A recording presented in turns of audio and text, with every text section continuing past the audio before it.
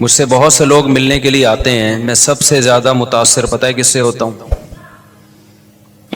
جب کوئی آتا ہے نا کہ 7 مہینے کی جماعت میں نکلا ہوا ہوں، 1 سال کی جماعت میں نکلا ہوا ہوں، تو دل باغ باغ ہو جاتا ہے، جس کو کہتے ہیں گارڈن گارڈن ہو جاتا ہے۔ آج کل اردو میں تو آج کل ہو نہیں رہا نا، جو بھی ہو رہا ہے انگلش میں ہی ہو رہا ہے، تو ان کو دیکھ کے دل گارڈن گارڈن ہو جاتا ہے۔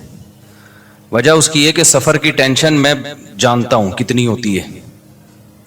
میرے لیے ایک دن گھر سے باہر رہنا سفر میں مجھ پہ بہت شاق گزرتا ہے، بہت ٹینشن ہوتی ہے، چاہے کتنا ہی اچھا سفر ہو، یورپ ہی کا سفر کیوں نہ ہو۔ وہ میری ایک تقریر بڑی مشہور ہو گئی، میں یورپ گیا تھا 1 مہینے کے لیے، 15 دن میں آ گیا، تو بڑی مشہور ہو گئی۔ لوگ تو جاتے ہیں کہ یورپ جا رہے ہیں 15 دن کے لیے جائیں گے تو 6 مہینے تک نہیں آنے کا دل چاہتا ان کا۔ تو جاتا ہوں، ٹریولنگ بہت کرتا ہوں، لیکن حقیقت یہ ہے کہ جو انسان کو گھر میں سکون ہوتا ہے اپنے جگہ پہ، کیونکہ ایک روٹین ہوتی ہے انسان کی، سفر میں وہ ساری روٹین آؤٹ ہو جاتی ہے، نیند بھی خراب۔ تو سفر ایک بہرحال ایک ٹینشن ہے۔ ہاں، جو گھر سے بیزار ہو اس کو سفر میں مزہ آتا ہے، بھاگنے کا موقع مل گیا۔ تو کیوں بیزار ہے بھائی تو گھر کے اندر؟ کیا پرابلم کیا ہے تیرے گھر میں، مسئلہ کیا ہے جو تو گھر سے بیزار ہے؟ اچھا، بعض دفعہ مجھے پتا ہوتا ہے سفر میں ٹینشن ہوگی، پھر بھی سفر کیوں کرتا ہوں میں؟ ٹینشن اٹھاؤ نا تو پھر گھر کی قدر اور زیادہ بڑھ جاتی ہے۔ تو اس لیے مجھے جب پتا چلتا ہے نا 7 مہینے کی جماعت میں نکلا ہوا ہے، 1 سال کے لیے نکلا ہوا ہے، چلے کے لیے نکلا ہوا ہے، تو بھائی تیرا بڑا حوصلہ ہے یار، اللہ کے لیے اپنے گھر کو چھوڑ دینا۔ جبکہ تبلیغ کے سفر میں تو کوئی انٹرٹینمنٹ ہے ہی نہیں، انٹرٹینمنٹ لیس سفر، وہی 6 نمبر سننے ہیں، اللہ سے ہونے کا یقین، علماء کا اکرام، علم و ذکر، یہی سننا ہے نا انہوں نے، اور نماز پڑھنی ہے، دعوت دینی ہے۔ دعوت میں بھی کوئی لچھے دار تقریریں نہیں ہیں کہ بعض خطیب ایسی تقریریں کرتے ہیں آدمی کہتا ہے کرتا رہے بھائی تو۔ دعوت بھی سمپل، بھائی دین آئے گا، محنت سے آئے گا، دین ہمارے اندر آ جائے، پوری دنیا میں آ جائے، اس کے لیے محنت ہو رہی ہے۔ کوئی لمبے چوڑے، کوئی بہت زیادہ کوئی ایسا نہیں ہے کہ کوئی اٹریکٹیو بات ہو۔ سیدھی سی بات جو پیغمبروں کی دعوت ہوتی تھی، نوح علیہ السلام نے کہا نا ربی انی دعوت قومی لیلا و نہارا۔ نوح علیہ السلام جب دعوت دیتے تھے وہ بہت ٹیکنیکل تقریریں نہیں ہوتی تھیں، پیغمبروں کی دعوتیں آپ قرآن میں دیکھو بہت سادہ تھیں۔ مصیبت یہ ہے کہ اس سادہ چیز کو چھوڑ کر ہم زیادہ پیچیدگیوں میں پڑ گئے ہیں۔ میں جو کئی ہفتوں سے بیان میں ایک لفظ ریپیٹ کر رہا ہوں نا، قرآن کی جو بیسک دعوتیں ہیں وہ تو 4-5 دعوے ہیں قرآن کے۔ توحید ہے، آخرت ہے، رسالت ہے۔ رسالت کا کیا مطلب؟ توحید کا مطلب جو تبلیغ والے بتا دیتے ہیں آسان لفظوں میں، ایک تو توحید جو علماء ایکسپلین کرتے ہیں وہ تو ایک مدرسوں میں کہ ما فوق الاسباب اختیارات، یہ سمجھنا کہ اللہ کے سوا کسی اور کے پاس ہیں تو یہ شرک ہے۔ تبلیغ والے اس کو دیسی سٹائل میں بیان کر دیتے ہیں، اللہ سے ہونے کا یقین، غیر اللہ سے ہونے کا یقین نہ ہو۔ ختم نبوت کا عقیدہ علماء جب بیان کریں گے تو تھوڑا علمی انداز سے، تبلیغ والے کیسے بیان کریں گے ختم نبوت؟ تبلیغ والے ایسے بیان کریں گے بھائی اللہ کے احکامات کو نبی کے طریقے پہ پورا کرنا۔ نبی کا مطلب صرف پیغمبر صلی اللہ علیہ وسلم کے طریقہ، اس کے علاوہ کسی اور کا طریقہ ایکسیپٹیبل نہیں ہے، کوئی بھی آ جائے۔ موسیٰ علیہ السلام بھی زندہ ہوتے نا تو کس کو فالو کرتے آج؟ محمد صلی اللہ علیہ وسلم کو۔ تو یہ ختم نبوت کا عقیدہ آ گیا اس میں۔ توکل اللہ کا بہت بڑا حکم ہے، علماء کے اس پہ بیانات ہیں، بالکل ٹھیک ہیں وہ، لیکن عوام کا جو سادہ اسٹائل ہے عوام کو سمجھانے کا، اللہ سے ہونے کا یقین، غیر سے ہونے کا، کامیابی کے نقشوں میں اللہ ناکامی پیدا کر دیتا ہے، ناکامی کے نقشوں میں اللہ، یہی تو توکل ہے بھائی۔ نظر آئے گا ناکامی کے اسباب میں، لیکن اللہ ان اسباب میں کیا کر دے گا؟ کامیاب بنا دے گا، اللہ کے پاس ہے۔ ابراہیم علیہ السلام کو آگ میں ڈالا، بچ گئے۔ پچھلے ہفتے تو میں نے پورا بیان اس پہ کیا تھا نا، لوگ کہتے ہیں فضائل اعمال میں شرک ہے، اگر شرک ہوتا تو تبلیغ والوں سے بڑا توحید پرست تو ہم نے دیکھا نہیں بھائی۔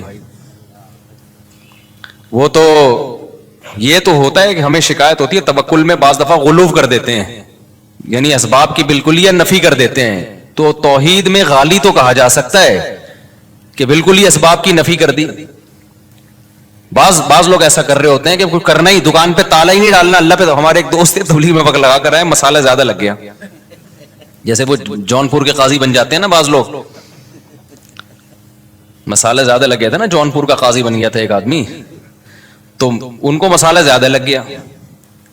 اب ہمارے استاذ ایک عالم بیٹھے ہوئے ان کے پاس، وہ کہنے لگے کہ حضرت اللہ سے ہوتا ہے، اللہ کے علاوہ سے نہیں ہوتا. ہمارے استاذ کو شرارت سوجی تھوڑی سی، انہوں نے کہا اگر بجلی کے اس میں ہاتھ دو سوئچ میں اور بٹن دبا دو تو اللہ سے ہوگا، کیا ہوگا پھر؟ یعنی انہوں نے کہا یعنی مرو گے کہ نہیں مرو گے؟ انہوں نے کہا اگر اللہ چاہے گا تو مریں گے، اللہ نہیں چاہے گا تو نہیں مریں گے. بات بالکل صحیح ہے. انہوں نے کہا اچھا کسی میں اللہ پہ بہت زیادہ توکل ہو تو وہ ساکٹ میں ہاتھ ڈال کے بٹن دبا سکتا ہے؟ انہوں نے کہا جب اللہ پہ بہت زیادہ توکل ہو جائے نا کسی کا تو وہ بجلی کے ننگے تار کو بھی پکڑے گا، اس کو کرنٹ نہیں لگے گا. ہمارے استاذ نے کہا بھائی یہ کیا کر رہا ہے بھائی تو؟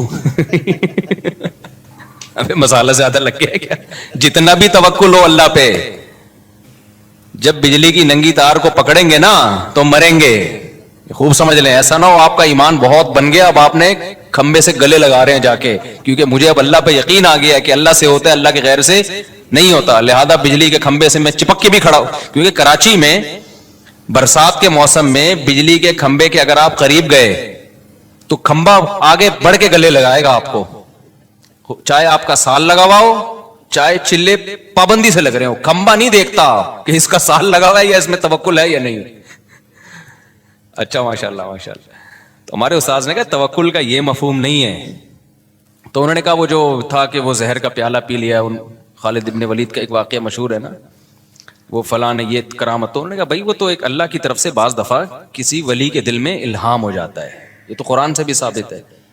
اس الہام اتنا یقینی ہوتا ہے کہ اس ولی اللہ کو پتا ہوتا ہے میں یہ کام کر لوں گا تو مجھے نقصان نہیں ہوگا. تو اگر ایسا الہام کسی کو ہو گیا اور اس کو یقین ہو گیا تو پھر وہ اللہ پہ توکل پہ کر لیتا ہے. لیکن نارملی اس کا توکل سے تعلق ہی نہیں ہے. جیسے ایسے واقعات ہیں نا، کڑھائی میں ہاتھ ڈال دیا، تو ایسے واقعات ہوتے رہے ہیں، کچھ نہیں جلے. تو یہ اس کی اجازت نہیں ہے کہ آپ کا اللہ پہ بہت توکل ہے تو آپ نے پتا چلا جی کڑھائی میں ہاتھ ڈال دیا کہ مجھے چونکہ اللہ سے ہونے کا یقین ہے لہذا میں ہاتھ ڈالوں گا کڑھائی میں. تو نہیں، جتنا بھی اللہ سے ہونے کا یقین ہو کڑھائی جلائے گی آپ کو.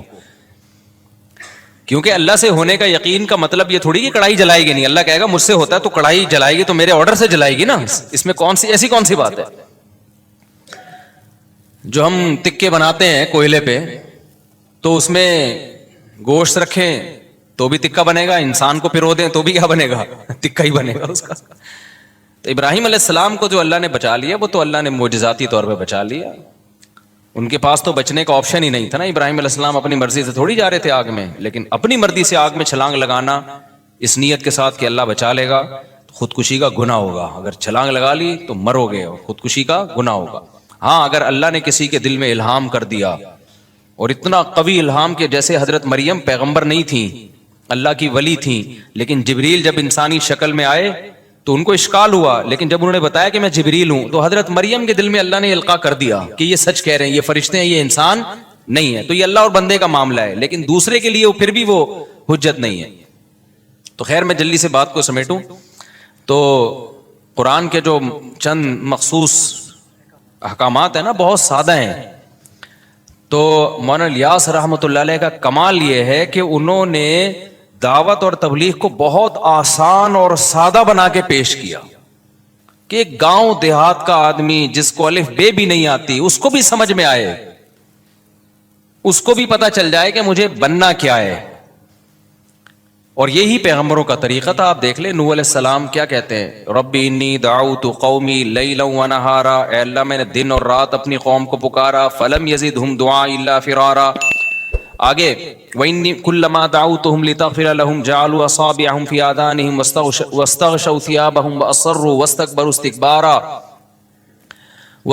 اسْتِكْبَارًا. آگے کیا ہے؟ ثُمَّ إِنِّي دَعَوْتُهُمْ جِهَارًا. آگے کیا ہے؟ حالانکہ میں فجر میں روز پڑھ رہا ہوتا ہوں یہ أَعْلَنْتُ لَهُمْ وَأَسْرَرْتُ لَهُمْ فَقُلْتُ اسْتَغْفِرُوا رَبَّكُمْ إِنَّهُ كَانَ غَفَّارًا يُرْسِلِ السَّمَاءَ عَلَيْكُمْ مِدْرَارًا وَيُمْدِدْكُمْ بِأَمْوَالٍ وَبَنِينَ وَيَجْعَلْ لَكُمْ جَنَّاتٍ وَيَجْعَلْ لَكُمْ أَنْهَارًا مَا لَكُمْ لَا تَرْجُونَ لِلَّهِ وَقَارًا وَقَدْ خَلَقَكُمْ أَطْوَارًا. یہاں سے دعوت کی دلیل شروع ہو رہی ہے کہ بھئی تم اس اللہ کو کیوں نہیں مانتے جس نے تمہیں مختلف مرحلوں میں پیدا کیا ہے. پہلے مٹی، پھر منی کا قطرہ بن گئے منی، پھر ماں کے پیٹ میں جا کے جمع ہوا خون بن گئے. یہ کیسے تغیرات ہیں؟ کوئی میچنگ نہیں ہے مٹی میں اور اسپم میں، کوئی میچنگ ہے؟ اب سائنسدان تو بیٹھ کے وہ کچھ نہ کچھ کرتا رہے گا بیٹھ کے، لیکن جس کو اللہ پہ ایمان لانا ہے نا اس کے لیے اتنی دلیل کافی ہے. یار کیا سافٹ ویئر انسٹال کیے ہیں مٹی کے اندر کہ جب وہ ماں باپ مٹی سے بنی ہوئی خوراک کھاتے ہیں تو اس کے اسپم بننا شروع ہو جاتے ہیں. عجیب چیز بن رہی ہے بالکل. اور وہی اسپم ماں کے رحم میں جاتے ہیں تو وہ بلڈ میں چینج ہو جاتا ہے. چلو یار یہ اتفاق ہو رہے تھے، اتفاق سے ہونے والی چیزوں کے رزلٹ اتنے خوبصورت نہیں ہوتے کہ وسیم بھائی پیدا ہو رہے ہیں، غفار بھائی پیدا ہو رہے ہیں، سبکتگین پیدا ہو رہا ہے. یہ رزلٹ کیا آ رہا ہے؟ یہ جو اتفاق ہے نا، آپ کو پتہ ہے نا، جو ابھی میں پھر میں ایتھیزم کے خلاف تقریر شروع کر دیتا ہوں. میرا یہ ٹاپک نہیں، لیکن تھوڑا سا بولنا پڑے گا مجھے کہ جب تک اللہ دماغ میں بیٹھے گا نہیں کھوپڑی میں بات آئے گی نہیں. یہ جو کہتے ہیں نا لا آف چانس، تو چانس ہی اردو میں ہم کہتے ہیں، فی الحال میں چانس ہی کہہ دیتا ہوں. اب جیسے ایک صاحب مجھے کہنے لگے وہ ہم تو جنوری کہتے ہیں نا بھائی، فروری جنوری، ہماری زبان سے فروری آسانی سے نکل جاتا ہے. اب جیسے عربی لوگ ہیں فبرائرو کہتے ہیں فروری کو، یونیو جنوری کو. تو ہر زبان جب کسی بھی لفظ کو قبول کرتی ہے نا تو اس کو کانٹ چھانٹ کے لیتی ہے، وہ اپنے حساب سے ایڈجسٹ کرتی ہے کہ ہمارے ہاں اس کی جو پروننسیشن ہے وہ کیسے ہو سکے، اس کا تلفظ کیسے ہوگا. تو یہ ہر زبان کا قاعدہ ہے کہ جب بھی وہ کسی دوسری زبان کے لفظ کو گود لے گی تو وہ ایز اٹ از نہیں لیتی کبھی بھی، وہ اپنے حساب سے کیا کرتی ہے، اس میں قط و برید کرنے کے بعد نا اس کو کانٹ چھانٹ کے وہ لے کر آتی ہے. تو پھر وہ دوسری زبان میں جا کے، جیسے پٹرول ہے، اب میں نے پٹرول ڈلوانا تھا، میں نے کہا بھائی اتنے لیٹر پٹرول ڈال. دیکھنا مجھ سے پیٹرول ہوتا ہے، پٹرول نہیں ہوتا. اب میں نے کہا ہم لوگ کیا، یہ دیکھ یہ پٹرول ہوتا ہے، یہ دیکھ رہا ہے یہ پٹرول ہے. تو کوئی لفظ جب کسی زبان میں چلا گیا نا، جب تک گیا نہیں ہے تو پھر تو اسی اسٹائل سے بولنا چاہیے جو اس زبان میں ہے. لیکن جب آپ کی زبان نے اس کو ایکسپٹ کر لیا اور اپنی زبان کا حصہ بنا دیا تو پھر آپ کی اہل زبان جس طرح سے بول رہے ہیں اس طرح بولنے میں کوئی حرج نہیں ہے. خیر، تو ایک ہے لا آف چانس، اتفاق سے چیزوں کا وجود میں آنا. جیسے آپ جا رہے تھے اور اوپر دیکھ کے جا رہے تھے، آپ نے دیکھا گٹر کا ڈھکن بند ہے. کراچی میں آپ نے دیکھا گٹر کا ڈھکن بند ہے، تو آپ نے ٹرائی کیا کہ میں اوپر دیکھ کے چلتا ہوں. آپ اوپر دیکھ کے جا رہے ہو، ایک چور آیا گٹر کا ڈھکن چوری کر کے لے گیا. ابھی کچھ دن پہلے ایک ویڈیو بھی آئی ہے، ایک چور کراچی میں گٹر کا ڈھکن چوری کر رہا ہے. تو دھڑام سے آپ نیچے گر گئے، حالانکہ نہ چور کی یہ نیت تھی نہ آپ کی کوئی خودکشی کی نیت تھی. آپ تو ویسے ہی کچھ کوئی کبوتر دیکھ کے جا رہے تھے کسی کا، یا کوئی کھمبا اوپر کچھ دیکھ رہے تھے کیا ہو رہا ہے. آپ نے تو دیکھا تھا تھوڑی دیر پہلے یہ گٹر کا ڈھکن کیا ہے، یہ ڈھکا ہوا ہے. تو نہ چور کی یہ نیت تھی نہ آپ کی نیت تھی، لیکن بائی چانس آپ کی ڈیتھ ہو گئی، آپ گر گئے. ہوتا ہے نا یار، یہ اتفاق سے، کیا کہتے ہیں بھائی یہ کیا ہو گیا، یہ اتفاق سے ایسا ہو گیا، اتفاق سے ایسا ہو گیا. یہ بہت مشہور لفظ ہے، یا حسن اتفاق دیکھیے کہ آپ کا تذکرہ چل رہا تھا اور آپ ہی سامنے آ گئے. میرے ساتھ تو ایسا بہت ہوتا ہے، لوگ بیان سن رہے ہوتے ہیں میرا، میں سامنے سے گزر جاتا ہوں، یوں یوں کر کے دیکھ رہے ہوتے ہیں، کہہ رہے ہیں اوے حسن اتفاق ہے بھائی، آپ کا بیان سننے تھے بندہ سامنے کھڑا ہوا ہے. اپنے آپ کو یوں یوں کر کے مار رہے ہوتے ہیں کہ سو تو نہیں رہے، نیند تو نہیں، خواب تو نہیں دیکھ رہے. تو یہ اتفاقات دنیا میں ہوتے رہتے ہیں. تو اگر یہ کائنات خود سے بنی ہے میرے بھائی، اتفاق سے بنی ہوگی. تو پتہ ہے آپ کو ایک سائنسدان کیا کہتا ہے، فرانس کا ایک سائنٹسٹ ہے، وہ یہ کہتا ہے کہ اگر ہماری جیب میں 10 سکے ہوں نا، 10 سکے، یہ مثال بہت خاندانی ہے، اس کو سمجھو اچھی طریقے سے. میں نے اپنی جیب میں پرچیاں ڈالیں 10، ایک پہ لکھا 1، دوسری پہ لکھا 2، تیسری پہ لکھا بولو 3، چوتھی پہ لکھا، یہ سائنٹسٹ کا نام بھی میرے ذہن سے نکل گیا، چارلس گوئے کر کے آ رہا ہے آخر میں، کچھ بیچ کا مجھے وہ بڑی مشکل، اس کی بہت ہی مشکل سے نکلتا نہیں منہ سے میرے، وہ بہت مشکل لفظ ہے وہ. تو کبھی انشاءاللہ وہ کتاب سامنے رکھ کے نا، اس کا نام میں انشاءاللہ آپ کو بتا دوں گا، خود ہی پڑھ لو کیا لکھا ہوا ہے یہ. تو اس نے ایک بڑی زبردست مثال دی ہے کہ آپ ایک پرچے پہ لکھیں 1، دوسری پہ لکھیں 2، تیسری پہ لکھیں 3، اس طرح 10، اور جیب میں ڈال دیں وہ پرچیاں. جب آپ ایک ہاتھ ڈال کے ایک پرچی نکالیں گے تو اس کا کتنا امکان ہے کہ پہلے نمبر والی 1 والی ہی نکلے, مکس بھی کر دیا آپ نے. بھائی 100-200 دفعہ شاید یہ عمل دہرائیں, یا 50 دفعہ یا 10 دفعہ, تو 10 دفعہ میں یہ ہو سکتا ہے ایک دفعہ ایسا ہو جائے کہ نمبر 1 والی نکل آئے پرچی. ایسا ہی ہے نا؟ ایسا تو بہت ہی کم چانس ہے اس کا کہ آپ نے ہاتھ ڈالا اور پہلی پرچی نکلی. ہے چانس لیکن بہت کم. پھر اس کا کتنا چانس ہے کہ آپ جب ہاتھ ڈال کے پرچی نکالیں تو اتفاق سے پہلے نمبر پہ پہلی والی اور دوسرے نمبر پہ دوسری والی, یہ چانس اور کم ہو جائے گا. تو اس طرح پہلے نمبر پہ پہلے والی نکلے, دوسرے نمبر پہ دوسری والی نکلے, تیسرے نمبر پہ تیسری والی نکلے, اس کا اور کم چانس ہوگا. یعنی 100 آدمیوں کو آپ لگا دیں اس کام پہ تو 100 میں شاید ایک ایسا ہو جس نے پہلے نمبر پہ پہلی نکلی, دوسرے نمبر پہ دوسری, تیسرے نمبر پہ تیسری. اب اگر آپ یہ چاہتے ہیں کہ پہلے نمبر پہ پہلی نکلے اتفاق سے, دوسرے نمبر پہ دوسری, تیسرے نمبر پہ تیسری, چوتھے نمبر پہ چوتھی, پانچویں نمبر پہ پانچویں, چوتھی پہ ایک مجھے یاد آیا, ابھی میں جہاز میں آ رہا ہوں, ایئر ہوسٹس نے مجھے دیکھا نا, ایک بندے نے مجھے ساتھ بیٹھے ہوئے دوست نے بتایا, ایئر ہوسٹس سے جیسی میرے پہ نظر پڑی نا, دوسرے بندے سے کہہ رہی ہے اشارہ کر کے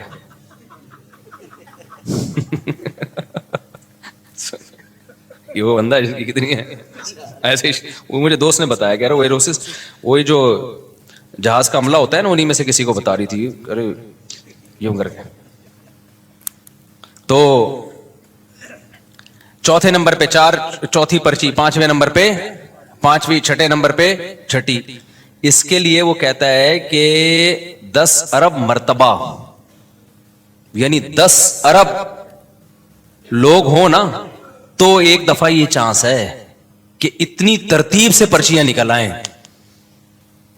میں سمجھا پا رہا ہوں اپنی بات؟ 10 ارب, کیونکہ ہر دفعہ ایک ایک پرچی کے آنے سے بھی امکان ہزاروں گنا کم ہوتا چلا جائے گا. یعنی ہو سکتا ہے کہ 9 اکٹھی 9 نکل آئے, 10ویں نہ نکلے, دوبارہ 1 یا 2 نکل آئے, تو آپ 10 ارب مرتبہ یعنی 10 ارب لوگوں کو کھڑا کریں اور سب کے ساتھ یہ پروسیس ہو, شاید ایک اس میں کامیاب ہو جائے, یہ لا آف چانس کے تحت. اور اس نے پھر آگے, یہ غیر مسلم سائنٹسٹ کی بات کر رہا ہوں, اس نے آگے یہ لکھا ہے کہ جو سیل ہے نا جس سے انسان بنتا ہے یا پودے بنتے ہیں, یہ جو ایک اکائی ہے سیل, یہ سیل بھی پورا نہیں, اس کا ایک مالیکیول, اس کے لیے کم سے کم ایک کے آگے آپ 160 صفر لگا دیں, اربوں خربوں بن جائے گا نا, 160 صفر. ابے نہیں سمجھ میں آ رہا آپ کے میں کیا کہہ رہا ہوں. 160 صفر کا مطلب پتہ ہے کیا ہوتا ہے؟ جب ایک صفر اکائی, دہائی, سینکڑا, ہزار, 10,000, لاکھ, 10 لاکھ, کروڑ, 10 کروڑ, ارب, 10 ارب, خرب, 10 خرب, آگے پتہ نہیں, مجھے تو آتی نہیں گنتی. تو 160 صفر لگانے پڑیں گے. ایک سیل اگر اتفاق سے وجود میں آئے تو کائنات کی عمر اتنی ہو, 160 صفر لگا دیں تو شاید ایک سیل وجود میں, یعنی اتفاق سے ہوائیں اڑیں, ہوا بھی کہاں تھی, روٹیشن کر کے ایک سیل وجود میں آ جائے, ایک اکائی جو پودے اور انسان کی جو بھی جاندار چیزیں ان کی ایک بنیادی اکائی. میں سمجھا پا رہا ہوں اپنی بات؟ جبکہ کائنات کی عمر خود سائنسدانوں کے مطابق اتنی ہے ہی نہیں, زمین کی عمر بھی نہیں ہے اتنی. زمین تو بہت زیادہ 4 ارب 5 ارب سال, مختلف جو رپورٹیں پیش کی جاتی ہیں 4 ارب سال پرانی, جبکہ یہ سیل جو وجود میں آئے زمین میں وجود میں آیا ہے, یہ کہیں اور تھوڑی وجود میں آیا ہے. تو اتنی اس زمین کی عمر نہیں ہے جتنی لا آف چانس کے تحت آپ یہ فرض کر لو کہ ایک سیل آٹومیٹیکلی خود بخود اتفاق سے وجود میں آ گیا ہو. آگے ایک سیل وجود میں آنے کے بعد پھر یہ جو اس نے ارتقا کیا ڈارون کے مطابق, وہ ارتقا بھی تو اتفاقی ہے نا, اس کے لیے تو اربوں خربوں اور چاہیے, اور اربوں خربوں سال چاہیے, کیونکہ پھر وہ صرف ایک سیل تھوڑی, انسان ایک سیل کو تھوڑی کہتے ہیں, وہ سیل گرو کر رہا ہے, اس میں آنکھ بن رہی ہے, ناک بن رہی ہے, کان بن رہے ہیں, دل بن رہا ہے, دماغ بن رہا ہے, زبان بن رہی ہے, گردے, پھیپھڑے, کلیجی, گھٹنے, یہ سارے پروسیس سے اتفاق سے ہو رہی ہے. ظاہر ہے اس میں بہت سارے ضائع ہو گئے ہوں گے نا سیل, خربوں ضائع ہوئے ہوں گے, ایک نے ارتقا کر کے ایوالو کر کے اگلے سٹیپ تک پہنچا ہوگا. ایسا ہی ہوگا نا. ابے جو خود بخود ہو رہا ہے تو ایسے ہی خود بخود تو پھر ایسے ہی ہو رہا ہوتا ہے نا. ایک سیل جو ہے وہ ترقی کرتے کرتے تھوڑا سا ایڈوانس ہو گیا اور پھر مختلف شکلوں میں وہ تبدیل ہو رہے ہیں. ایک سیل پودوں کی طرف چلا گیا, ایک پودے ترقی کرتے کرتے پہلا جانور امیبا ہوتا تھا نا، وہ ہم لوگ سائنس میں پڑھتے تھے، وہ وجود میں آ گیا پھر. تو اس کے لیے یہ پاسبل ہی نہیں ہے اتفاقی طور پر، امپاسبل. اور ایسا اس میں ڈیزائن ہوا ہے نا کہ میں آپ کے سامنے بیٹھا ہوا ہوں. وہ جو سیل فرسٹ ٹائم وجود میں آیا تھا، صحیح ہے نا، وہ سیل اتفاق سے ترقی کرتے کرتے خربوں اربوں خربوں خربوں خربوں خربوں خربوں خربوں کو خرب سے ضرب دیں ہوتے ہوتے مفتی طارق مسعود صاحب بن گئے اور 1 گھنٹے کا بیان کر رہے ہیں بیٹھ کے. کہتے 1 گھنٹے کا ہوتا 3 گھنٹے کا ہے. تو او بھائی یہ بکواس ہے. خدا کی قسم اپنی جانوں پہ رحم کھاؤ. اللہ آگ میں اٹھا کے پھینکے گا. اللہ کہے گا یہ تھوڑی کہ جس سائنسدان نے اٹھ کے جو مرضی پھینک دی تم نے اس کو اس بیس پہ مان لیا کہ سائنسدان کہہ رہے ہیں، حالانکہ سارے کہہ بھی نہیں رہے ہیں. یا تو اجماعی مسئلہ ہوتا ہے نا سائنسدانوں کا، کہہ بھی نہیں رہے ہیں. وہ تو کہنے کی تھیوری ہے، میں بھی ہو سکتا ہے ایسے ہوا ہوا. دوسرا سائنسدان کہہ رہے ہیں یہ نہیں ہو سکتا. تو مان لو بھائی کوئی خالق ہے جس نے بنایا ہے، اور اس کو کس نے بنایا؟ وہ ہمیشہ سے ہے، کیونکہ وہ مخلوق نہیں ہے، وہ کریٹر ہے. وہ کریٹڈ تھوڑی ہے. لا آف چانس تو اس کائنات میں چلتا ہے، خالق میں تھوڑی چلتا ہے. وہ تو ہماری عقل سے کیا ہے، بالاتر ہے. تو خیر جو یہ تو ٹیکنیکل اسٹائل ہے نا. تو تبلیغ میں جو اللہ تعالیٰ نے، جو میں نوح علیہ السلام کا بتا رہا تھا، انہوں نے سادہ سادہ نوح علیہ السلام نے کیا کہا؟ وَقَدْ خَلَقَكُمْ أَطْوَارًا. ارے بھائی ڈاروین کو چھوڑ، تو اپنی آنکھوں سے دیکھ مٹی سے. اچھا یہ جو ہم جو بن کے آئے ہیں اس میں تو کروڑوں خربوں سال بھی نہیں لگے ہیں. ہم تو 9 مہینے میں مارکیٹ میں آ گئے. ٹھیک ہے نا؟ کیا خیال ہے؟ ایسے سافٹ ویئر انسٹال ہے ماں کے پیٹ میں بھائی، یا اس اسپم میں ایسے سافٹ ویئر انسٹال کر دی اللہ تعالیٰ نے. یہ تو میں بار بار ایک بات کہتا ہوں، سائنسدانوں نے انسانوں کو بنتے ہوئے پیدا ہوتے ہوئے دیکھ لیا. اگر یہ پروسیس اپنی آنکھوں سے نہ دیکھا ہوتا، خدا کی قسم سائنسدان کہتے ہیں ایک انسان جب میں جیسے ہوں نا بننے میں اربوں سال لگے ہوں گے تو یہ بن کے آیا ہے. تو اللہ نے تو فوراً سورہ نوح میں اللہ نے بتا دیا کہ نوح علیہ السلام نے اپنی قوم کو سمجھایا کہ ڈاروین تو بعد میں پیدا ہوگا میری اولادوں میں، لیکن تم ابھی جو تم دیکھ رہے ہو اپنی آنکھوں سے کہ مٹی سے تھوڑے دنوں میں، مٹی سے ہی ہے نا جو مٹی سے ہم خوراک کھاتے ہیں وہ اسپم میں تبدیل ہو جاتی ہے. کتنی جلدی ہو جاتی ہے یار، یہ کتنی جلدی تبدیل. 3 دن کے اندر اسپم مکمل بن کے تیار ہو جاتے ہیں. تو آپ جو بھی خوراک کھا رہے ہیں کتنی ڈفرینٹ قسم کی خوراکیں کھا رہے ہو. آپ پراٹھے پھوڑ رہے ہو، انڈے پھوڑ رہے ہو، کوئی سبزی کھا رہا ہے، کوئی دال کھا رہا ہے. ہر چیز گھوم پھر کے بن کیا رہی ہے؟ آنکھوں کی بینائی، کانوں کی سماعت اور اسپم میں چینج ہو رہی ہے. جو بالغ لوگ ہیں ہر چیز، اتنی چیزوں میں 3 دن کے اندر پورا پروسیس مکمل ہو جاتا ہے. صرف ہماری باڈی کو گلوکوز فوراً بن جاتا ہے. ہم جب ڈھیلے ہو جاتے ہیں نا تو چینی اور یہ میٹھا کھاتے ہیں تو فوراً انرجی ملتی ہے. لیکن باقی جو پروٹین ہے یا اور جو ہماری باڈی میں ریکوری ہوتی ہے وہ 3 دن سے لے کے 10 دن جو بھی ڈاکٹروں کی آ رہا ہے وہ میڈیکل سائنس کی، لیکن بہت جلد وہ سارا پروسیس کمپلیٹ ہو جاتا ہے. سب فٹ فاٹ ہو گئے، بن ٹھن کے تیار 3 دن کے اندر ٹھکا ٹھک. ایسی مشینری اندر لگی ہوئی ہے جو مرضی کھائے گا. تبھی یہ زیادہ کھانے پینے کو فوکس بھی نہیں کیا کرو، یہ بھی ذہن میں رکھو. اچھا کھاؤ، برگر پیزے اور یہ ٹوپی ڈرامہ چیزیں چھوڑ دو. لیکن اگر آپ کے پاس ڈاکٹروں کے مشورے کے مطابق کھانے کے پیسے نہیں ہے، بھی کیٹو ڈائٹ کے نام پہ بھی لوگ بہت وہمی ہو گئے ہیں.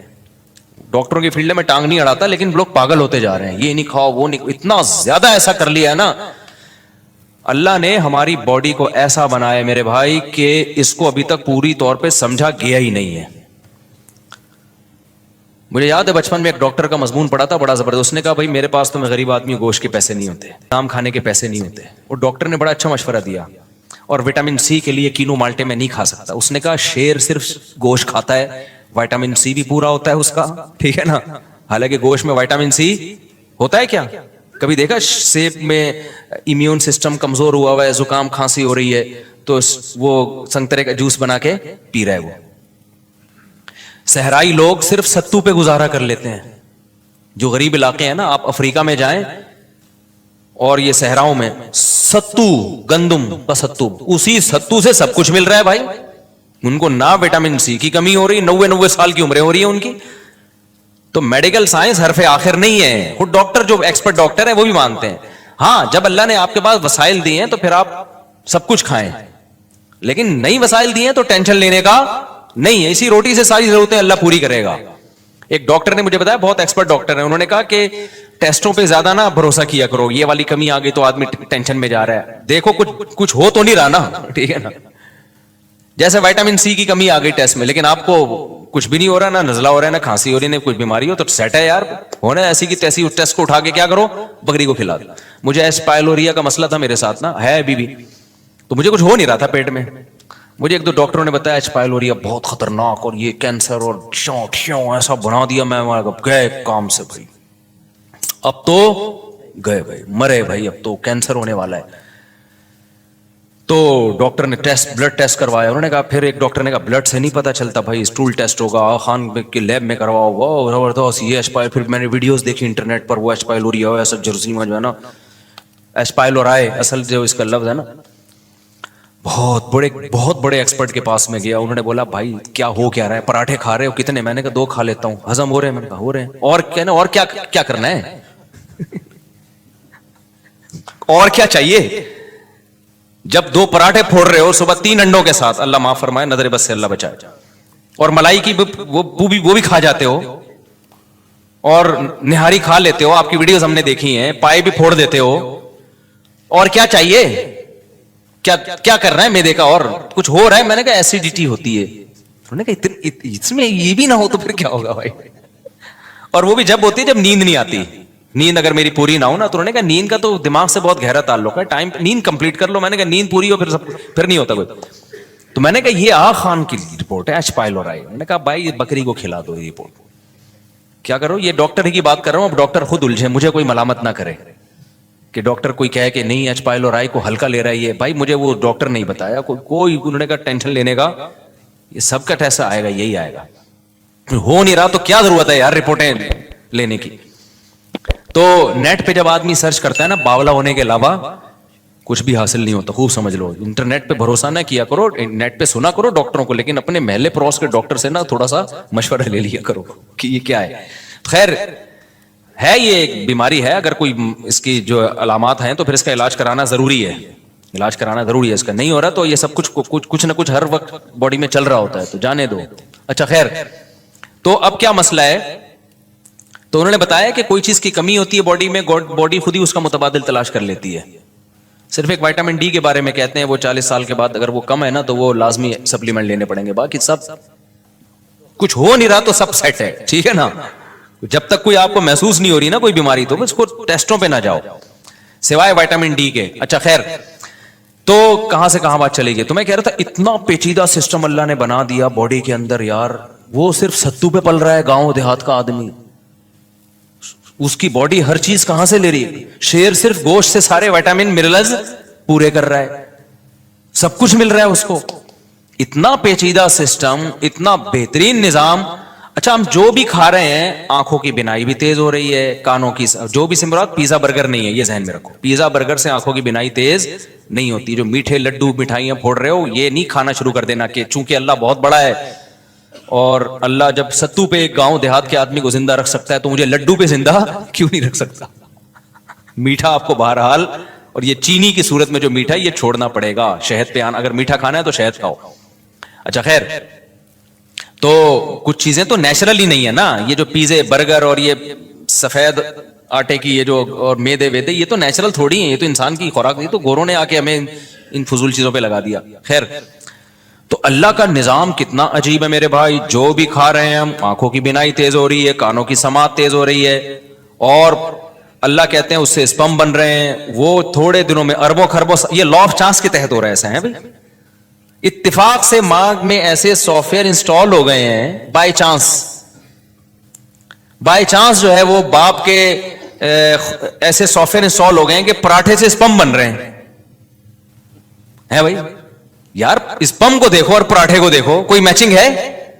کسی سائنسدان کے پاس پراٹھا میں تو چونکہ پراٹھے کھاتا ہوں نا تو اس لیے میں وہ مثال دوں گا, ورنہ صرف پراٹھے سے نہیں. اور پراٹھا بھی کوئی کھانے کی چیز نہیں ہے, عادت پڑی ہوئی ہے ہمیں, اور وہ بھی ہم اسی اصول کے تحت کہ اللہ سے ہوتا ہے, غیر اللہ سے کچھ نہیں ہوتا. کہیں تو اللہ کو لاؤ نا بھائی. اب یہ تھوڑی کہ پراٹھے چھوڑ دیں یار, ہم اتنا بھی آپ سائنس کو, ڈاکٹروں کو لفٹ نہیں کراؤ. تو لا آف چانس کے تحت کیا ہو رہا ہے کہ جی پراٹھوں سے کیا بن رہے ہیں, اسپم بن رہے ہیں. اور اتفاق سے مرد الگ بن گیا, عورت الگ بن گئی, ایک ہی مخلوق سامنے نہیں آئی ہے. تو یہ جو میں نے مثال دی تھی نا 10 سکوں والی, اس میں تو 10 ارب دفعہ یہ عمل تھا, 10 ارب لوگ کر رہے ہو تو ایک میں اس بات کا چانس ہے. یہ جو ہو رہا ہے نا اس کائنات میں، پوری کائنات بن گئی، ستارے سیارے، زمین سورج کے گرد گھوم رہی ہے، تھوڑا سا فاصلہ بڑھ جائے تو سورج کی دسترس سے آزاد، تھوڑا سا کم ہو جائے تو سورج پہ جا کے ٹکرا جائے گی. ایسے بالکل لگ رہا ہے کوئی پلگ پانا لے کے نا کوئی نٹ بولٹ ٹائٹ کر رہا تھا زمین کے نٹ بولٹ ٹائٹ کر رہا تھا اور اس کو 23 ڈگری پہ جھکا دیا زمین کو.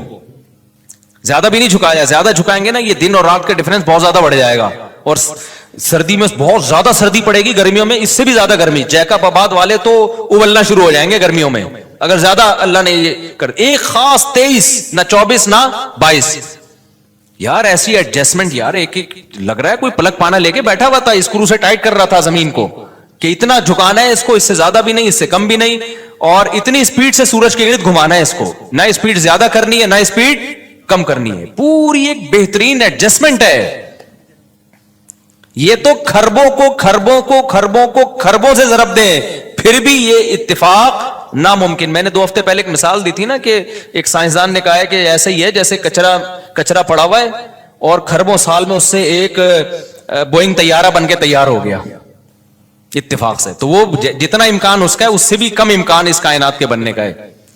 تو اب نوح علیہ السلام نے کیا سمجھایا؟ وَقَدْ خَلَقَكُمْ أَطْوَارًا. دیسی دلائل دیے نوح علیہ السلام نے، دیسی انداز. ابے تو اپنی آنکھوں سے دیکھ رہے ہو مٹی سے اسپم بنتے ہیں، اسپمس ماں کے پیٹ میں جا کے جمے ہوئے خون میں تبدیل ہو جاتا ہے، جمع ہوا خون جو ہے وہ گوشت میں تبدیل ہو جاتا ہے، گوشت میں آنکھیں ناک کان دل دماغ جگر لگ رہے ہوتے ہیں، پھر ماں کے پیٹ سے باہر آتا ہے کیسا رو رہا چیخ رہا ہے اور آوازیں کس رہا ہے، پھر اس کی مسکراہٹ، ہر چیز بچے کے حساب سے اللہ نے اس میں رکھ دی ہے.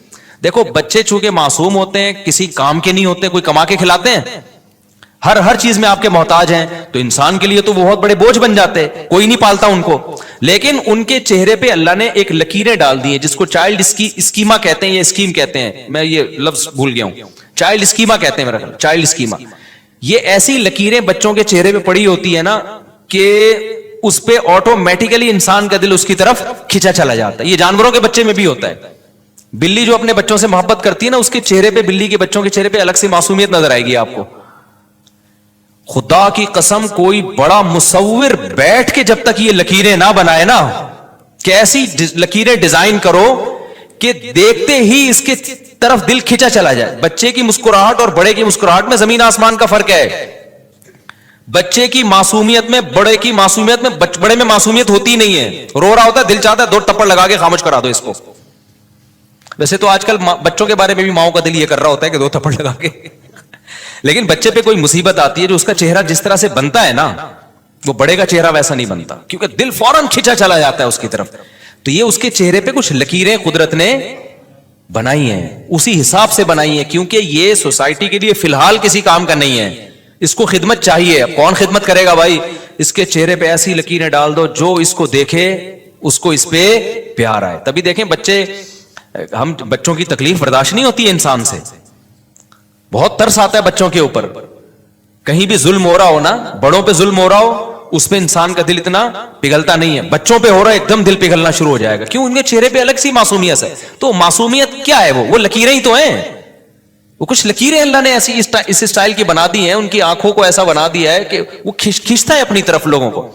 موسیٰ علیہ السلام کو جب فرعون نے صندوق سے نکالا ہے تو فرعونی کا تو ارادہ تھا قتل کرنے کا، لیکن قرآن کیا کہتا ہے؟ وَأَلْقَيْتُ عَلَيْكَ مَحَبَّةً مِّنِّي. اے موسیٰ ہم نے تیرے چہرے پہ ایک ایسی معصومیت ڈال دی اور ایسی اللہ نے کچھ چہرے پہ لکیریں بنا دی کہ محبت جو دیکھتا تھا اس کا دل کھینچا چلا جائے. یار اتنا پیارا بچہ، بھائی اس کو قتل مت کرو، بھائی اس کو قتل. فرعون جیسا سخت دل آدمی بھی بالآخر اس نے قتل کا ارادہ ترک کر دیا. تبھی تو کہتے ہیں جو بچوں کے قاتل ہوتے ہیں بڑے ظالم ہوتے ہیں، اس لیے کہ یار ان کو دیکھ کے پیار کرنے کا دل چاہتا ہے بچوں کا. اس لیے مجھے وہ بہت ہی کوئی بے شرم لگتا ہے جو بچوں پہ زیادتی ظلم کرتا ہے، بچوں پہ مارتا پیٹتا ہے ان کو. میں تبلیغ کی بات بتا رہا تھا کہ یہ جو 2-3 بیسک چیزیں ہیں نا، تبلیغ والے اسی کو پوری دنیا میں لے کے چلتے ہیں. یہ بیسک ہے. اللہ سے ہونے کا یقین آ جائے اور اللہ پہ اعتماد آ جائے، اللہ پہ توکل آ جائے. میں نے تبلیغ والوں کو نہیں دیکھا کہ وہ جب کوئی مصیبت آئے نا تو وظیفوں میں لگے ہوئے ہوں، کیونکہ اکثر یہ واقعہ بتایا جاتا ہے بھائی 2 رکعت صلاۃ الحاجت پڑھ کے اللہ سے میرے والد صاحب تبلیغ میں لگاتے تھے نا، کوئی پریشانی آتی 2 رکعت پڑھ کے اللہ سے مانگتے تھے. یہ صلاۃ الحاجت کے نام سے کوئی حدیث میں نماز نہیں ہے، لیکن نام دینے میں کوئی حرج نہیں ہے. حدیث میں آتا ہے جب بھی کسی کو کوئی مشکل ہو نا 2 رکعت پڑھ کے اللہ سے مانگے, تو اس کا نام بعد میں آسانی کے لیے صلاۃ الحاجت رکھ لیا.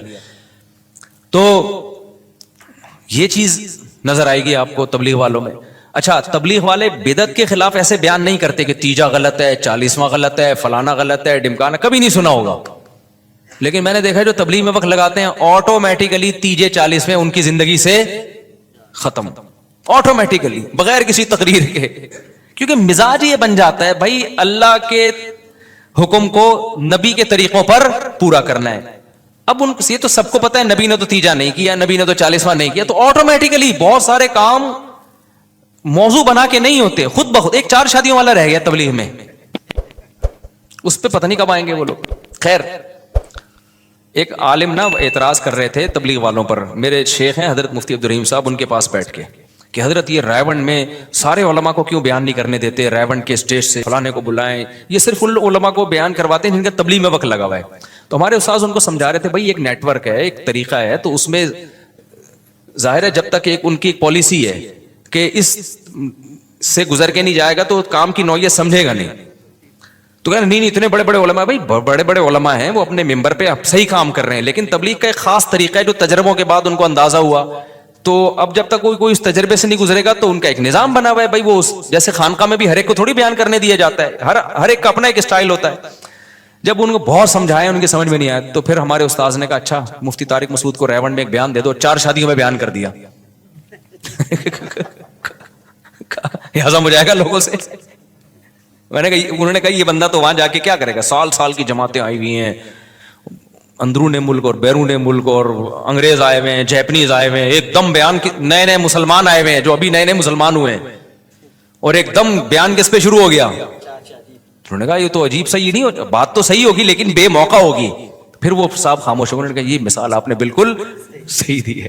تو ان کا ایک پروسیس ہے بھائی, اتنا ٹائم گزارو, اس کام کو سمجھو. تو آپ اپنے ممبر پہ جو بھی ہیں, لیکن جب آپ تبلیغ میں نکلیں گے تو آپ کو اس سے دائیں بائیں جانے کی ضرورت نہیں ہے. تو تبلیغ میں جو ہے نا جو وقت لگاتے ہیں, مجھے بڑی اس پہ ہوتی ہے کہ بھائی یہ اسلام کے جو بیسک چیزیں ہیں اور کسی اختلاف اور طنز کے بغیر توحید پر بیان ہوگا, مشرکوں پہ طنز نہیں ہوگا. بدعت کے خلاف بیان ہوگا, بدعتیوں پہ طنز نہیں ہوگا. اور ختم نبوت پہ بیان ہوگا, ختم نبوت کے منکرین پہ طنز نہیں ہوگا.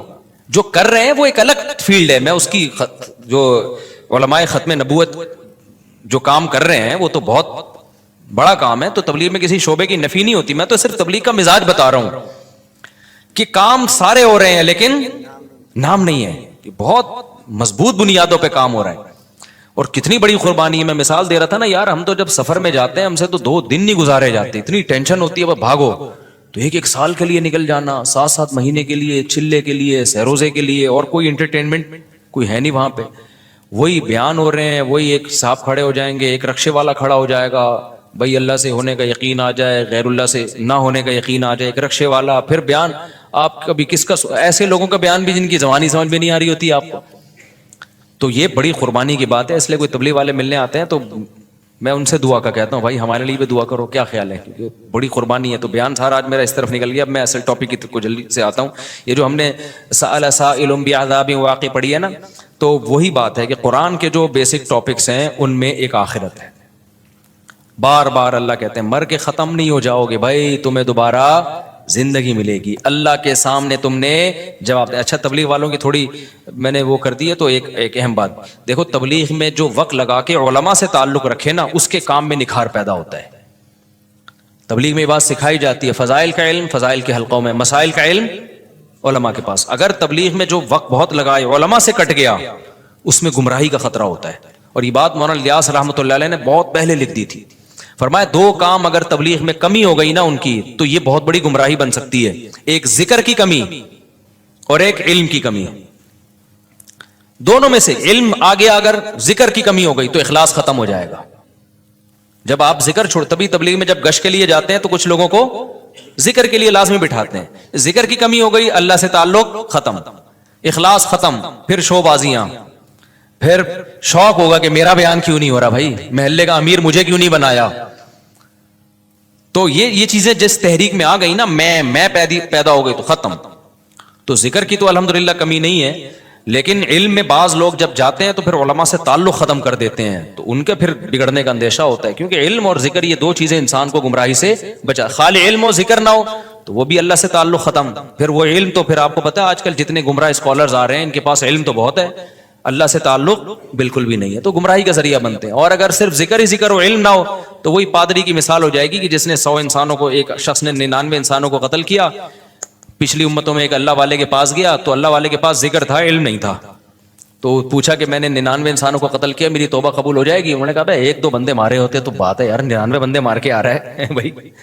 اللہ سے تعلق تو ان بزرگ کا بہت قوی تھا، علم نہیں تھا کہ بھائی 1000 بھی قتل کیوں، توبہ کا دروازہ موت سے پہلے پہلے کھلا ہوا ہے.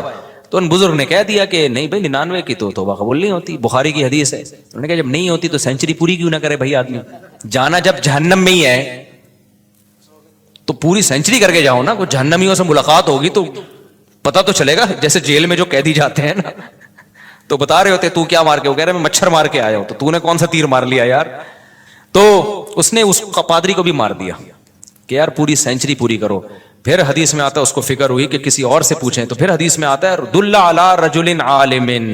پہلے لوگوں نے راہب کا، راہب جو ان کے بزرگ ہوا کرتے تھے عیسائیوں کے، صحیح بخاری کی حدیث ہے فدل علی رجل عالم، کسی نے بنی اسرائیل کے عالم کا پتہ بتایا، وہاں ایک عالم ہے. جب وہ عالم کے پاس گیا اور کہا کہ مجھ سے 100 انسانوں کا قتل ہو گیا ہے، حل لہ من توبہ، کیا اللہ میری توبہ قبول کر لے گا؟ تو وہ واقعی علم میں مضبوط تھے. انہوں نے فرمایا من یحول بینہ وبین التوبہ، صرف مسئلہ نہیں بتایا کہ ہاں قبول کرے گا، بلکہ اپریشیٹ کیا بھائی کیوں نہیں کرے گا، تیرے اور اللہ کے درمیان کون رکاوٹ بن سکتا ہے. اور پھر اس کو گائیڈ بھی کیا کہ جس علاقے میں تو نے قتل کرنا سیکھا ہے توبہ کر تو لے گا، توبہ پہ قائم رہے گا نہیں. انطلق الی ارض کذا وکذا فإن بها اناسا یعبدون اللہ فاعبد اللہ معهم، اس علاقے کو چھوڑ دے بھائی، وہاں اللہ والے لوگ رہتے ہیں، وہاں ان میں جا کے رہ لے اور وہیں اللہ اللہ کر، یہاں نہ آنا اس علاقے میں، توبہ وہاں جا کے کرنا. پھر وہ جو اس کی موت آ گئی اسی دوران اور اللہ نے اس کو جنت میں داخل، حالانکہ بھی توبہ کی نہیں تھی، توبہ کے ارادے سے چلا تھا. تو عالم کے پاس گیا نا. اب اگر وہ عالم ہوتا، اللہ والا نہ ہوتا، یہاں تو میں نے بتایا نا وہ راہب بزرگ تھے، اللہ والے تھے، علم نہیں تھا، انہوں نے بھی گمراہ کیا. اور وہ عالم جن کے پاس گئے وہ بزرگ بھی تھے، عالم بھی تھے. اگر صرف عالم ہوتے بزرگ نہ ہوتے وہ تو وہ بھی گمراہ کرتے. پھر پتہ ہے کیا کرتے؟ اس زمانے کا کوئی اسکالر ہوتا نا پڑھا لکھا، تو جب کوئی 100 انسان قتل کر کے ان کے پاس آتا تو وہ کہتے بھائی حدیث نمبر فلانی سے پتہ چلتا ہے کہ توبہ قبول ہو جاتی ہے. لیکن اللہ والوں کے پاس جانے کی ضرورت نہیں ہے، کیونکہ جتنے بزرگ آ رہے ہیں نا منجن بیچ رہے ہیں. یہ میں سمجھا پا رہا ہوں اپنی بات؟ یہ جتنے بزرگ جو آج کل ٹوپیاں پہن کے گھوم رہے ہیں، جو اللہ اللہ سکھا رہے ہیں، ان کی صحبت میں جا کے تم بیٹھو گے، ابے سب دکانیں ہیں، سب کیا ہے؟ منجن. ٹھیک ہے نا، بزرگ کوئی بھی نہیں ہے بھائی. ونس اپون اے ٹائم اللہ والے ہوا کرتے تھے سب. میں صحیح ہوں، صرف میں صحیح ہوں، لہذا آپ صرف میرے ساتھ رہا کریں اور دائیں بائیں جانے کی آپ کو ضرورت نہیں ہے. تو یہ عالم تو ہوتا، لیکن اس کے اندر حب جاہ کہ لوگوں کو اللہ والوں سے کٹا کے سب کو اپنی ذات کے گرد جو اکٹھا کرنا چاہ رہا ہے وہ عالم تو ہو سکتا ہے، اللہ والا نہیں ہو سکتا. سمجھتے ہو کہ نہیں سمجھتے؟ تو جو بھی یہ چاہ رہے ہیں نا کہ سب میری طرف آ جائیں، یہ حب جاہ کا مریض ہے، تکبر کا مریض ہے. علماء میں تواضع ہوتی ہے. ہم نے تو دیکھا ہے، ہم نے کسی عالم سے مسئلہ پوچھا، ان سے سینئر بیٹھے ہوئے تھے، انہوں نے کہا بھائی ان سے پوچھو، جب بڑے بیٹھے ہیں تو ہم سے کیوں پوچھ رہے، ہم تو چھوٹے لوگ ہیں. یہ ہم نے علماء جو صحیح اہل حق علماء ان میں یہ تواضع دیکھی ہے. اور آج کل 2-4 باتیں جس کو معلوم ہو جائیں تواضع وہاں سے شارٹ، وہ تکبر کا پوٹلا بن جاتا ہے.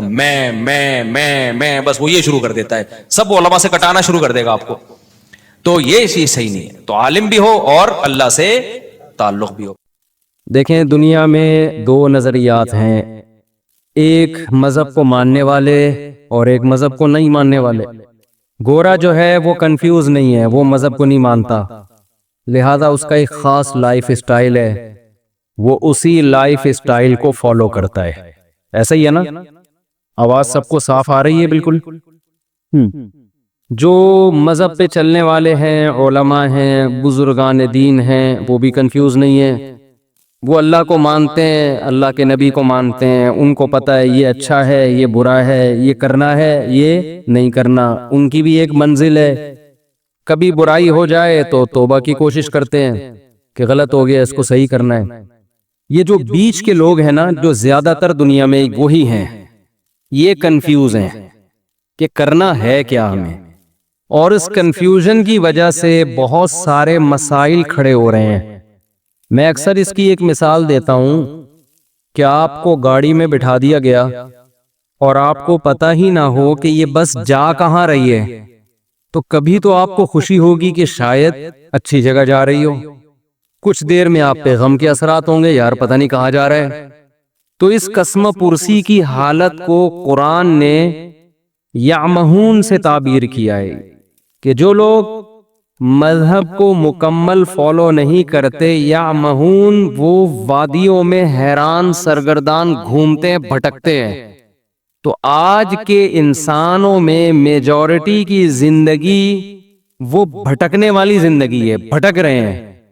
مجھے آپ ایک بات بتاؤ کہ کسی کام کی پلاننگ کام کرنے کے بعد کی جاتی ہے یا کام کرنے سے پہلے کی جاتی ہے؟ پہلے کی جاتی ہے نا۔ مثال کے طور پر آپ نے ناظم آباد میں، نیا ناظم آباد میں، ماشاءاللہ بڑا اچھا لگا مجھے، یہاں کے بڑا اچھا بنا ہوا ہے، پہاڑے وہاڑے بڑے پیارے لگ رہے ہیں۔ نیا ناظم آباد میں آپ نے پلاٹ خریدا کہ میں گھر بناؤں گا، بغیر نقشے کے آپ نے اس میں گھر تعمیر کرنا شروع کر دیا۔ بنانے کا مقصد ہے اس میں بیوی بچے رہیں گے، یہی شریف لوگوں کا یہی مقصد ہوتا ہے۔ اب مزدوروں کو بلا کے آپ نے کہا یہاں دیوار کھڑی کر دو، یہ ایک کھانچہ ایسا بنا دو، بنیادیں کھدوا دی آپ نے، اور مقصد ہے بیگم کو خوش کرنا کہ میں اسے اچھا گھر بنا کے دوں گا، میری وائف خوش ہو جائے گی، بھائی آج آپ نے میرا دل خوش کر دیا، میرے مطلب کا گھر بنا دیا آپ نے۔ اس کی بنیادیں آپ نے ڈال دی، سریا ڈال دیا، اب دیواریں کھڑی ہونا باقی ہیں۔ بنیاد مضبوط ہو گئی، بیگم صاحبہ کو آپ نے وزٹ کرایا، بیگم کو آپ نے بتایا یہ گھر ہے، اس نے کہا یہ کیا بن رہا ہے، آپ نے کہا یہ کچن ہے، اس نے کہا کچن تو یہاں ہونا ہی نہیں چاہیے، کچن کہاں ہونا چاہیے، کچن تو وہاں ہونا چاہیے۔ یہ کیا بنا دیا جی، یہ کس چیز کی بنیاد ہے، یہ واش روم کی ہے۔ ارے یہ واش روم ایگزاسٹ کہاں ہوگا، یہ تو جب ہم ایگزاسٹ فین چلائیں گے یہ تو ساری ہوا اور بدبو کہاں آئے گی، کمرے میں آئے گی یا کچن میں آئے گی۔ یہ کیا کر دیا آپ نے، یہ کیا بنایا آپ نے، یہ جو اتنا بڑا سا ہے یہ ہمارا بیڈ روم ہے۔ بھائی آپ نے ایسی جگہ بیڈ روم بنا دیا، وینٹیلیشن کا کوئی انتظام ہی نہیں ہے۔ یہ آپ نے بائی دا وے بنایا کس کے لیے؟ آپ کہیں بیگم تمہارے لیے، کہے گی مجھ سے پوچھ تو لیتے نا ایک دفعہ، جس کے لیے بنا رہے ہو اس کو نقشہ دکھا کے ایک دفعہ پوچھ تو لیتے۔ آپ کہیں نقشہ تو میں نے بنایا ہی نہیں، نقشہ بنتا تو میں دکھاتا نا، میں نے تو مزدوروں کو لا کے بولا ایک ایڈی یہاں رکھ دو، ادھر واش روم، ادھر کچن، یہ بس بنا دو ایسے ہی، کوئی نقشہ وقشہ نہ پاس کروایا، نہ کسی ماہر آدمی کو میں نے دکھایا، اور تعمیر میں نے کیا کر دی، شروع کر دی۔ تو بیوی کہے گی گھر تو گیا تیل لینے، مجھے تو یہ سوچ رہی ہوں کہ آپ کے ساتھ میری لائف گزرے گی بھی یا نہیں گزرے۔ میں تو سوچ رہا ہوں کہ ڈاکومنٹس وغیرہ بنواؤں، خلا کے، طلاق ولاق کے، کہ بندہ انسان کا بچہ مجھے نہیں لگتا۔ اتنا بڑا کام آپ کر رہے ہو اور بغیر پلاننگ کے، بغیر نقشہ پاس کیے، بغیر کسی ماہر سے مشورہ لیے دیواریں پینڈوؤں کی طرح لا کے رکھنا آپ نے شروع کر دی۔ کسی گاؤں میں تھوڑی کوئی گھر بن رہا ہے، تو نیا ناظم آباد میں بن رہا ہے۔ آپ نے نیا ناظم آباد کا وہ حشر کیا کہ ایسا حشر تو پرانے ناظم آباد کا نہیں ہے، بیڑا ہی غرق کر دیا۔ تو دنیا میں کوئی بھی عقل مند ہمیشہ کام سے پہلے پلاننگ کرتا ہے، کام کے بعد پلاننگ نہیں کرتا، کیونکہ پلاننگ کا ٹائم ختم ہو گیا۔ ہماری زندگی ایک عمارت کی طرح ہے، جب ہم پیدا ہوتے ہیں اس میں ہماری مرضی نہیں چلتی، ہمارے بنانے والا ہمیں جب چاہے وہ ہمیں زندگی کی نعمت سے نواز دیتا ہے، اس میں ہماری پلاننگ کا دخل نہیں ہے۔ اگر اللہ ہمیں اختیار دیتا نا کب پیدا ہونا ہے آپ نے، آپ بتاؤ کب پیدا ہونا چاہتے ہو، تو میں پلاننگ کر کے پیدا ہوتا، میں کہتا میں نبی کے دور میں پیدا ہوں گا اور مدینہ میں، اور تو ایسا ہی ہوتا نا ہم میں سے۔ کچھ لوگ کہتے ہیں کہ ہم نہیں، شکر ہے یار یہ شور بند ہوا۔ کچھ لوگ کہتے ہیں کہ ہم نے امریکہ میں پیدا ہونا ہے۔ میرا خیال ہے 99% لوگ پاکستان میں پیدا ہونے کے لیے پہلے آمادہ، یہ تو ہم پیدا ہو گئے تو بھگت رہے ہیں، یہ تو اللہ کی طرف سے ہمیں اس کے فائدے بھی ہیں۔ بہت سارے پاکستان میں نہیں پیدا ہوتے تو یہ سٹائل سے بیان تھوڑی کر رہے ہوتے ہم، اور نہ آپ سن رہے ہوتے، تو کچھ فائدے بھی ہیں۔ خیر، پیدا ہم اپنی مرضی سے نہیں، کس نے پیدا کیا؟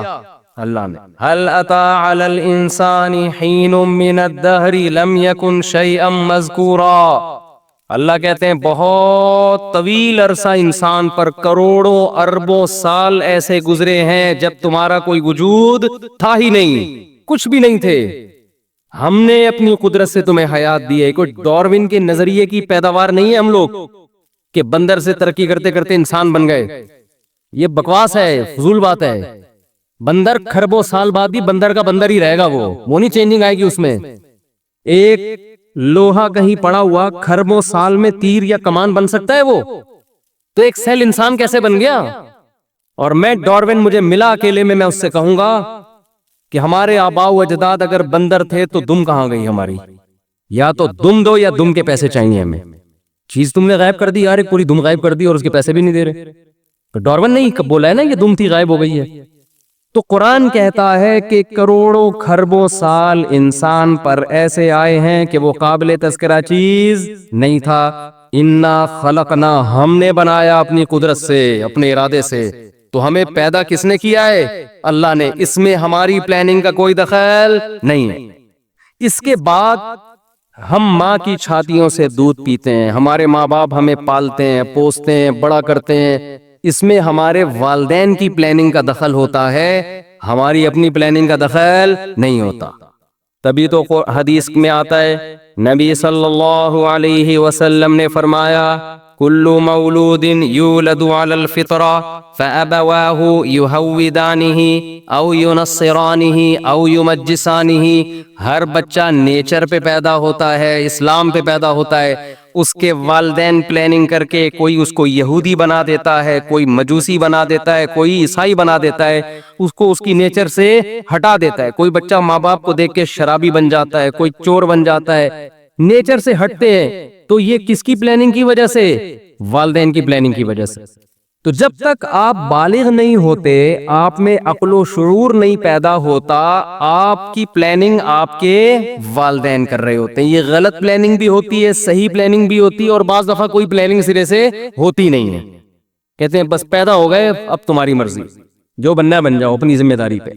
لیکن بلوغت کے بعد جب انسان کی زندگی کی عمارت کھڑی ہونا شروع ہوتی ہے، نبی صلی اللہ علیہ وسلم نے فرمایا بچے کے پیٹ، ماں کے پیٹ میں جب بچے میں جان ڈالی جاتی ہے تو فرشتہ ماں کے رحم میں، ماں کے پیٹ میں جاتا ہے اور اس کی تقدیر لکھتا ہے کہ یہ کتنے سال، کتنے دن، کتنے مہینے، کتنے ہفتے، کتنے گھنٹے، کتنے منٹ اور کتنے سیکنڈ زندہ رہے گا۔ سمجھ میں آ رہی ہے بات کہ نہیں آ رہی ہے؟ یہ پلاننگ بھی کس نے کر دی؟ یہ ہماری پلاننگ نہیں۔ اب میرے اور آپ میں سے ہر شخص کے بارے میں یہ لکھا ہوا ہے، کس نے 96 سال، ملکہ الزبتھ کے بارے میں لکھا ہوا تھا 96 سال سے پہلے اس کا انا للہ بولو نہیں ہو، 96 سال میں جائے گی یہ دنیا سے۔ دنیا کی ایسی حاکم سمجھی جاتی ہے جس نے طویل دور حکومت کا دیکھا، تو اللہ نے اس کی ماں کے پیٹ میں فرشتے کے ذریعے کیا لکھوایا کہ یہ 96 سال، اس کی جو موت ہوگی سن 2022 میں اور سپٹمبر کے مہینے میں فلاں تاریخ فلاں سیکنڈ۔ مائیکل جیکسن کے بارے میں لکھ دیا تھا کہ ان کے ارادے تو 100 سال سے زیادہ زندہ رہنے کے ہوں گے، یہ جراثیم سے ایسے بچیں گے جیسے ہماری حکومت کرپشن سے بچتی ہے، معذرت کے ساتھ الٹا ہو گیا، یعنی یہ جراثیم سے مائیکل جیکسن نے جتنا زندہ رہنے کی کوشش کی ہے نا، ایڑی چوٹی کا زور لگایا ہے، اتنا زور آج کل دنیا میں کوئی لگا سکتا نہیں ہے، اور نہ کسی کے پاس اتنے وسائل ہوتے ہیں۔ دیکھو میں اور آپ بھی زندہ رہنے کی کوشش کرتے ہیں، ہم کیا کر لیں گے؟ صبح تھوڑا سا جاگنگ کر لیں گے، کولیسٹرول لیول، لپڈ پروفائل کا ٹیسٹ کروا لیں گے، بھائی اتنا کولیسٹرول ہے، ہارٹ بیٹ تھوڑی چیک کروا لیں گے، اس سے زیادہ تھوڑی کوشش۔ کھائیں گے تو وہی پراٹھے، وہی انڈے پراٹھے پھوڑیں گے، وہی گھی، چربی اور وہی سب اوٹ پٹانگ چیزیں، گٹکے، پان، تمباکو، سگریٹ، مرنے لگیں گے، تھوڑا چیک اپ کرائیں گے ڈاکٹر صاحب۔ اس سے زیادہ کوئی کوشش کرتا ہے ہم میں؟ لیکن مائیکل جیکسن نے جو کوشش کی تھی نا زندہ رہنے کی، وہ میں اور آپ کی سوچ جہاں ختم ہوتی ہے نا، مائیکل جیکسن کی زندہ رہنے کی خواہش وہاں سے شروع ہوتی تھی۔ انسان کے آرگن خراب ہونے کا خطرہ ہوتا ہے نا، کڈنی فیل ہونے کا خطرہ، اس نے کیا کیا تھا, کڈنی پہلے سے بک کرایا ہوا تھا. مثال کے طور پر ان کا کوئی 70 بھائی ہوں گے انگریزوں کے, فرض کرو انگریزوں کے کوئی 70 بھائی ہوں گے. اس نے 70 بھائی سے ایگریمنٹ کیا کہ اگر میرا کڈنی خراب ہوا تو فوراً آپ کو اپنا کڈنی مجھے ڈونیٹ کرنا ہے. اس کے منتھلی اتنے پیسے آپ کے اکاؤنٹ میں, لاکھوں روپے. کڈنی کو اس نے سیو کیا کہ اگر میرا اول تو کڈنی خراب نہیں ہونے دے رہا, گردہ خراب نہیں ہونے دے رہا, لیکن یہ بھی کہ اگر میرا گردہ خراب ہوا تو یہ وسیم کی ذمہ داری ہے کہ وہ اپنا گردہ مجھے دے گا. وسیم بھائی بھی لاکھوں روپے مہینے کے کھا رہے ہیں کہ اس امید پہ کہ انشاءاللہ اس کا گردہ خراب ہونے والا نہیں ہے, وہ گھنے بن کے پھوڑ رہے ہیں. اگر وہ سچی مچی کے وسیم ہوتے نا, ہمارے والے 70 بھائی وسیم بھائی, وہی کردار ہے, کریکٹر ہے. کوئی وسیم بھائی بیٹھے ہوں تو پیشگی معذرت ہے, تو کریکٹر ہے نا. نارمل نام تو یہی ہوتے ہیں نا, 70 وسیم, عدنان, سمی, اس طرح کے نام ہوتے ہیں لوگوں کے. تو وہ مائیکل جیکسن نے زندہ رہنے کی لالچ میں ایڑی چوٹی کا زور لگا لیا. وہ ہاتھوں میں گلوز پہنتا تھا کہ اگر میں کسی سے ہینڈ شیک کروں گا تو کسی کے جرم میرے ہاتھ میں منتقل نہ ہو. ہم تو کورونا میں احتیاط نہیں کر رہے تھے, بغیر کورونا کے اتنی احتیاط کر رہا تھا وہ. لیکن اسے یہ معلوم نہیں تھا کہ مائیکل جیکسن جب اپنی ماں کے پیٹ میں تھا تو فرشتے نے لکھ دیا تھا کہ اس کا ایک بہت بڑا پروگرام ہونے والا ہوگا جس میں اس کی کروڑوں روپے کی ارننگ ہونے کی امید ہوگی, کروڑوں روپے کے ٹکٹ فروغ ہوں گے.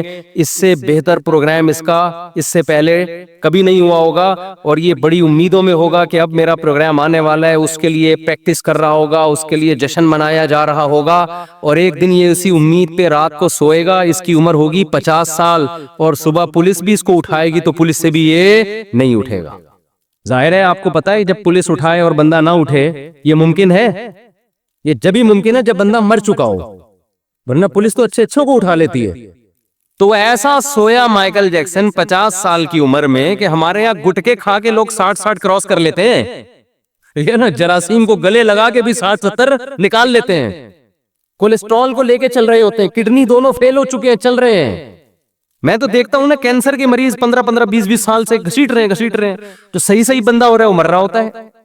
تو مائیکل جیکسن حیران ہو گیا کہ یار جو گٹکے کھا رہا ہے, جو چرس پی رہا ہے, جو ہیروئن پی رہا ہے, وہ کم بخت نہیں مرا, اور میں نے اتنا صحت کا خیال کیا, اور 50 سال میں سویا ہوں, کوئی موت کا چانس نہیں تھا. ڈاکٹروں کی پوری ٹیم ہر وقت اس کے ساتھ رہتی تھی. اگر مائیکل جیکسن کو کبھی چھینک آتی تھی نا تو اس کے ذمہ دار ڈاکٹر تھے کہ چھینک آئی کیوں. ہمیں چھینک آتی ہے تو کوئی ذمہ دار ہوتا ہے؟ بولو, چھینکتا رہو, گورنمنٹ کہتی ہے اپنے خرچے پہ جتنا چھینکنا ہے جراثیم پھیلاؤ, آپ چھینکو, منہ پہ جا کے چھینکو لوگوں. ہمارے ہاں بلغم کے تھپیڑے دیکھو نا وضو خانوں میں, کیسے ایک دوسرے کے منہ پہ خا خا کر رہے ہوتے ہیں اور کیا کچھ ہو رہا ہوتا ہے. مائیکل جیکسن کو چھینکنے کی گورنمنٹ کی طرف سے, مائیکل جیکسن کے جو ڈاکٹر تھے, تو مائیکل جیکسن کو چھینک آئے تو ذمہ دار کون تھے؟ ڈاکٹر. کی چھینک آئی کیوں؟ آپ کو میں ہر مہینے اتنا پیسہ دے رہا ہوں, کوئی جراثیم میری ناک میں گیا کیسے؟